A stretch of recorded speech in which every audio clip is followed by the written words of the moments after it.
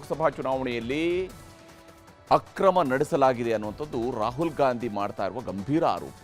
ನಾಳೆ ಈ ಬಗ್ಗೆ ಬೆಂಗಳೂರಲ್ಲಿ ಪ್ರತಿಭಟನೆಯೂ ಕೂಡ ಮಾಡೋದಕ್ಕೆ ವೇದಿಕೆ ಸಿದ್ಧವಾಗಿದೆ. ಬೆಂಗಳೂರು ಸೆಂಟ್ರಲ್ ಲೋಕಸಭಾ ಕ್ಷೇತ್ರದಲ್ಲಿ ಮತಗಳ್ಳತನ ಆಗಿದೆ ಅನ್ನುವಂಥದ್ದು ರಾಹುಲ್ ಗಾಂಧಿ ಮಾಡಿರುವಂತಹ ಆರೋಪ. ಇದಕ್ಕೆ ಮುಂಚಿತವಾಗಿ ಅಂದರೆ ನಾಳೆಯ ಹೋರಾಟಕ್ಕೆ ಮುಂಚಿತವಾಗಿ ಇವತ್ತು ರಾಹುಲ್ ಗಾಂಧಿ ಬೆಂಗಳೂರಿನ ಸೆಂಟ್ರಲ್ ಲೋಕಸಭಾ ಕ್ಷೇತ್ರಕ್ಕೆ ಸಂಬಂಧಿಸಿರುವಂಥ ಸಾಕ್ಷ್ಯಗಳನ್ನು ಬಹಿರಂಗ ಮಾಡಿದ್ದಾರೆ. बेंगलोर का चुनाव चोरी किया गया। अगर इलेक्शन कमीशन बीजेपी की पूरी मदद कर रहा है, ये 2 मिनट का काम है। ವೋಟು ಚೋರಿ ಆಗ್ತಿದೆ. ಚುನಾವಣಾ ಆಯೋಗ ಬಿಜೆಪಿಯನ್ನು ಗೆಲ್ಲಿಸಲು ವೋಟ್ ಚೋರಿಗೆ ಸಾಥ್ ಕೊಡ್ತಿದೆ ಎನ್ನುವುದು ಲೋಕಸಭೆ ಪ್ರತಿಪಕ್ಷ ನಾಯಕ ರಾಹುಲ್ ಗಾಂಧಿ ಇದುವರೆಗೂ ಮಾಡುತ್ತಾ ಬಂದಿದ್ದ ಆರೋಪ. ಅದರಲ್ಲೂ ಮಹಾರಾಷ್ಟ್ರದ ವಿಧಾನಸಭಾ ಚುನಾವಣೆಯಲ್ಲಿ ಕಾಂಗ್ರೆಸ್ ನೇತೃತ್ವದ ಮಹಾ ಅಘಾಡಿ ಹೀನಾಯವಾಗಿ ಸೋತು ಲಗಾಡಿ ಎದ್ದು ಹೋದ ಮೇಲಂತೂ ರಾಹುಲ್ ಗಾಂಧಿ ನೇರವಾಗಿಯೇ ವೋಟ್ ಚೋರಿಯಾಗಿದೆ, ಮತಗಳ್ಳತನ ನಡೆದಿದೆ ಎಂದು ಆಕ್ರೋಶಭರಿತರಾಗಿ ಆರೋಪ ಮಾಡುತ್ತಿದ್ದರು. ಇಷ್ಟು ದಿನ ಆರೋಪ ಮಾಡುತ್ತಿದ್ದ ರಾಹುಲ್ ಗಾಂಧಿ ಇವತ್ತು ಪವರ್ ಪಾಯಿಂಟ್ ಪ್ರೆಸೆಂಟೇಷನ್ ಮೂಲಕ ದಾಖಲೆಗಳನ್ನು ತೋರಿಸಿ ಹೇಗೆಲ್ಲ ನಕಲಿ ಮತದಾರರನ್ನ ಸೃಷ್ಟಿಸಲಾಗಿದೆ ಎಂದು ಸಾಕ್ಷಿ ತೋರಿಸಿದ್ದಾರೆ.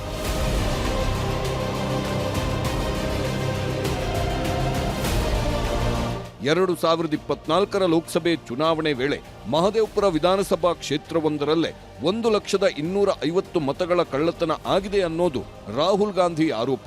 ಚುನಾವಣಾ ಆಯೋಗವನ್ನ ಬಳಸಿಕೊಂಡು 5 ಮಾದರಿಗಳಲ್ಲಿ ಮತಕಳ್ಳತನ ಆಗಿರುವ ಬಗ್ಗೆ ರಾಹುಲ್ ಗಾಂಧಿ ಆರೋಪ ಮಾಡಿದ್ದಾರೆ. ಅಲ್ಲದೆ ಮಹದೇವಪುರ ಕ್ಷೇತ್ರದ ಉದಾಹರಣೆಯನ್ನೇ ಮುಂದಿಟ್ಟುಕೊಂಡು ದೇಶದಲ್ಲಿ 33,000 ಮತಗಳ ಆಸುಪಾಸಿನ ಅಂತರದಲ್ಲಿ ಬಿಜೆಪಿ ಗೆದ್ದಿದ್ದ 25 ಕ್ಷೇತ್ರಗಳಲ್ಲೂ ಹೀಗೆಯೇ ಅಕ್ರಮ ನಡೆದಿರಬಹುದು ಎಂಬ ಅನುಮಾನ ವ್ಯಕ್ತಪಡಿಸಿದ್ದಾರೆ. ಪ್ರಧಾನಿ ಮೋದಿ ತಮ್ಮ ಅಧಿಕಾರ ಉಳಿಸಿಕೊಳ್ಳುವುದಕ್ಕಾಗಿಯೇ ಮತಕಳ್ಳತನ ಮಾಡಿಸಿದ್ದಾರೆ ಅನ್ನೋದು ರಾಹುಲ್ ಗಾಂಧಿ ನೇರ ಆರೋಪ. 33,692 voters are registered here.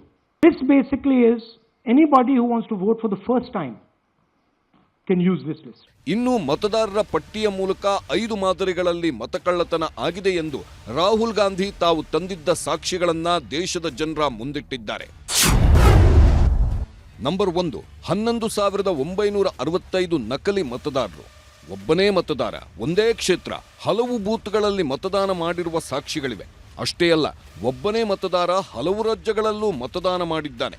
Number 2, 40,009 ನಕಲಿ ಅಥವಾ ತಪ್ಪು ವಿಳಾಸ.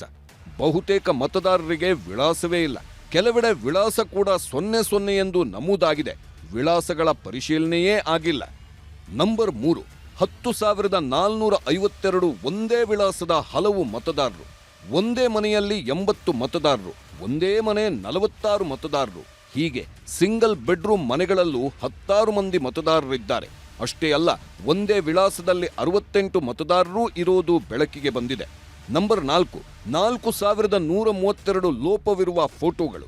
ನೋಂದಣಿ ಮಾಡಿಸಿದಾಗ ವೋಟರ್ ಲಿಸ್ಟ್ನಲ್ಲಿ ಸಣ್ಣ ಗಾತ್ರದ ಫೋಟೋ ಬಳಸಲಾಗಿದೆ. ಆ ಫೋಟೋದಲ್ಲಿ ವ್ಯಕ್ತಿಯ ಸ್ಪಷ್ಟತೆಯೇ ಸಿಗೋದಿಲ್ಲ. ನಂಬರ್ 5, 33,692 ಫಾರ್ಮ್ 6 ದುರ್ಬಳಕೆ. ಫಾರ್ಮ್ 6 ಬಳಸಿಕೊಂಡು ನೋಂದಣಿ ಮಾಡಿಸೋ ಪ್ರಕ್ರಿಯೆ ವೇಳೆ ಯುವಕರಿಗೆ ಇಲ್ಲದ ನೋಂದಣಿ ಭಾಗ್ಯ ವೃದ್ಧರಿಗೆ ಸಿಕ್ಕಿದೆ. 70 ವರ್ಷದ ಮಹಿಳೆ 2 ಬಾರಿ ನೋಂದಣಿ ಮಾಡಿಸಿಕೊಂಡಿದ್ದಾರೆ. ಹೀಗೆ 2 ಬಾರಿ ನೋಂದಣಿ ಮಾಡಿಸಿಕೊಂಡಿರುವ ಮಹಿಳೆ 2 ಕಡೆಗಳಲ್ಲಿ ಮತ ಚಲಾಯಿಸಲು ಅವಕಾಶ ಕೊಟ್ಟಿದ್ದು ಹೇಗೆ ಎನ್ನುವುದು ರಾಹುಲ್ ಗಾಂಧಿ ಪ್ರಶ್ನೆ. You've heard that new voters vote for the Prime Minister. You've heard that said, right? So there is something called Form 6. 33,692 voters are registered here. There's a lady called Shakun Rani, 70-year-old. She appears twice on the voter list. She comes in using form. This is essentially a zoomed-in picture that they've taken, and this is now suddenly a new voter. ಹೀಗೆ ಮಹದೇವಪುರ ಕ್ಷೇತ್ರದಲ್ಲಿ ನಡೆದಿದೆ ಎನ್ನಲಾಗಿರುವ vote ಕಳ್ಳತನದ ಬಗ್ಗೆ ತಾವು ತಂದಿದ್ದ ಸಾಕ್ಷ್ಯಗಳನ್ನು ಸುದ್ದಿಗೋಷ್ಠಿಯಲ್ಲಿ ರಾಹುಲ್ ಗಾಂಧಿ ಬಿಚ್ಚಿಟ್ಟಿದ್ದಾರೆ. ಇದು ಕೇವಲ ಒಂದು ವಿಧಾನಸಭಾ ಕ್ಷೇತ್ರಕ್ಕೆ ಮಾತ್ರ ಸೀಮಿತವಲ್ಲ. ಹರಿಯಾಣ, ಮಹಾರಾಷ್ಟ್ರದಲ್ಲೂ ಮತಕಳ್ಳತನ ಆಗಿರುವ ಬಗ್ಗೆ ಸಾಕ್ಷಿಗಳಿವೆ ಎಂದು ರಾಹುಲ್ ಗಾಂಧಿ ಆರೋಪದ ಸರಣಿಯನ್ನೇ ಮುಂದಿಟ್ಟಿದ್ದಾರೆ. ಅದರಲ್ಲೂ ಬೆಂಗಳೂರು ಸೆಂಟ್ರಲ್ ಲೋಕಸಭಾ ಕ್ಷೇತ್ರ ವ್ಯಾಪ್ತಿಯ ಮಹದೇವಪುರ ವಿಧಾನಸಭಾ ಕ್ಷೇತ್ರದಲ್ಲಿದ್ದ ನಕಲಿ ಮತದಾರರ ಮೂಲಕ ಬಿಜೆಪಿ ಗೆದ್ದಿದೆ ಎಂದು ರಾಹುಲ್ ಗಾಂಧಿ ಅಂಕಿಅಂಶಗಳನ್ನ ವಿವರಿಸಿದ್ದಾರೆ. ಬೆಂಗಳೂರು ಸೆಂಟ್ರಲ್ ಕ್ಷೇತ್ರದಲ್ಲಿ ಕಾಂಗ್ರೆಸ್ನ ಮನ್ಸೂರ್ ಅಲಿ ಖಾನ್ 6,26,208 ಮತ ಗಳಿಸುತ್ತಾರೆ. ಬಿಜೆಪಿಯ ಪಿಸಿ ಮೋಹನ್ 6,58,915 ಮತ ಗಳಿಸುತ್ತಾರೆ. ಗೆಲುವಿನ ಅಂತರ ಕೇವಲ 32,707 ಇರುತ್ತೆ.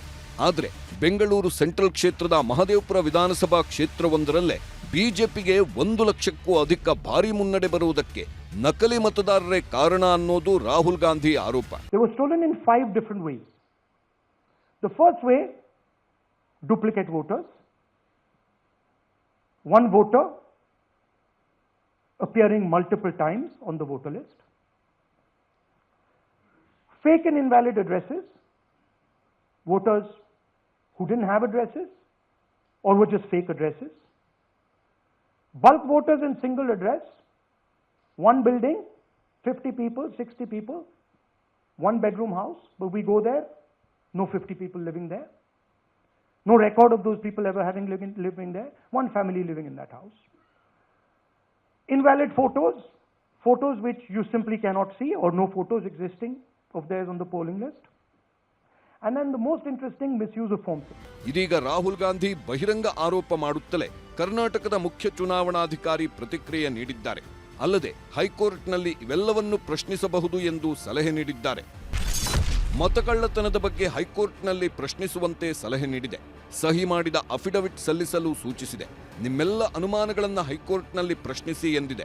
ವಿಳಾಸವೇ ಇಲ್ಲದವರು ಯಾರು ಅಂತ ಹೇಳಿ ನಕಲಿ ಮತದಾರರ ಪಟ್ಟಿ ಕೊಡಿ, ಕ್ರಮ ಕೈಗೊಳ್ಳುತ್ತೇವೆ ಎಂದು ರಾಜ್ಯದ ಮುಖ್ಯ ಚುನಾವಣಾಧಿಕಾರಿಯವರು ಭರವಸೆ ನೀಡಿದ್ದಾರೆ. ಹೀಗೆ ಚುನಾವಣಾಧಿಕಾರಿಗಳು ಹೈಕೋರ್ಟ್ಗೆ ಹೋಗುವಂತೆ ಕಾಂಗ್ರೆಸ್ ನಾಯಕರಿಗೆ ಸಲಹೆ ಕೊಟ್ಟರೆ, ಇತ್ತ ರಾಹುಲ್ ಗಾಂಧಿಯ ಆರೋಪಗಳಿಗೆ ಬಿಜೆಪಿ ನಾಯಕರು ಆಕ್ರೋಶ ವ್ಯಕ್ತಪಡಿಸಿದ್ದಾರೆ.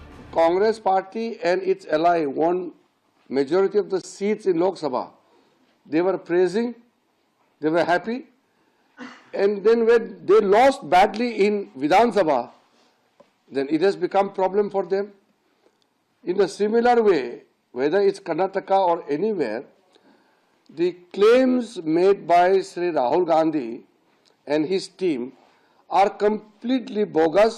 They are targeting the Election Commission of India only to tarnish the image of the Election Commission of India. ಈ ಮಧ್ಯೆ ರಾಹುಲ್ ಗಾಂಧಿ ಮಾಡಿರುವ ಆರೋಪವನ್ನ ರಾಜ್ಯ ಕಾಂಗ್ರೆಸ್ ನಾಯಕರು ಸ್ವಾಗತಿಸಿದ್ದಾರೆ. ಮಾಧ್ಯಮ ಹೇಳಿಕೆ ಪ್ರಕಟಿಸಿರುವ ಸಿಎಂ ಸಿದ್ದರಾಮಯ್ಯ ಪ್ರಧಾನಿ ನರೇಂದ್ರ ಮೋದಿ ರಾಜೀನಾಮೆಗೆ ಆಗ್ರಹಿಸಿದ್ದಾರೆ. ಇದೇ ವೇಳೆ ರಾಜ್ಯ ಬಿಜೆಪಿ ನಾಯಕರು ಕಾಂಗ್ರೆಸ್ ವಿರುದ್ಧ ಮುಗಿಬಿದ್ದಿದ್ದಾರೆ. ಮಹದೇವಪುರ ಕ್ಷೇತ್ರದಲ್ಲಿ 1 ಮತವೂ ಗೋಲ್ಮಾಲಾಗಿಲ್ಲ ಅಂತ ಬೆಂಗಳೂರು ಸೆಂಟ್ರಲ್ ಕ್ಷೇತ್ರದ ಸಂಸದ ಪಿಸಿ ಮೋಹನ್ ರಾಹುಲ್ಗೆ ತಿರುಗೇಟು ಕೊಟ್ಟಿದ್ದಾರೆ. ಮಹದೇವಪುರ ಅಲ್ಲ, ಎಲ್ಲ ಕ್ಷೇತ್ರಗಳಲ್ಲೂ ಆಗಿದೆ. ಬಿಜೆಪಿ ಅಧಿಕಾರಕ್ಕೆ ಬಂದ ಎಲ್ಲ ಕಡೆನೂ ಆಗಿದೆ. ಸುಮಾರು 1 ಲಕ್ಷ ಮತದಾರರಿಗೆ ಮೋಸ ಆಗಿದೆ, ಮತದಾನದಲ್ಲಿ ಹೆಚ್ಚಳಿಕೆ ಆಗಿದೆ ಅಂತ ಇದೆ.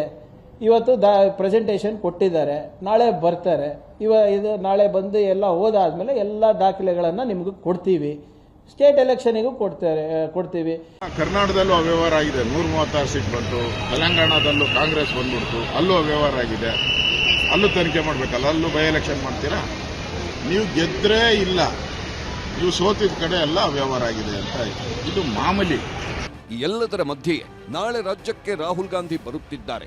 ಮತಕಳ್ಳತನ ವಿರೋಧಿಸಿ ಬೆಂಗಳೂರಿನ ಫ್ರೀಡಂ ಪಾರ್ಕ್ನಲ್ಲಿ ಪ್ರತಿಭಟನೆ ನಡೆಸಲಿದ್ದಾರೆ. ರಾಹುಲ್ ಗಾಂಧಿ ಬರುತ್ತಿರೋ ಕಾರಣಕ್ಕೆ ಭಾರೀ ಪೊಲೀಸ್ ಬಂದೋಬಸ್ತ್ ಮಾಡಿಕೊಳ್ಳಲಾಗಿದೆ.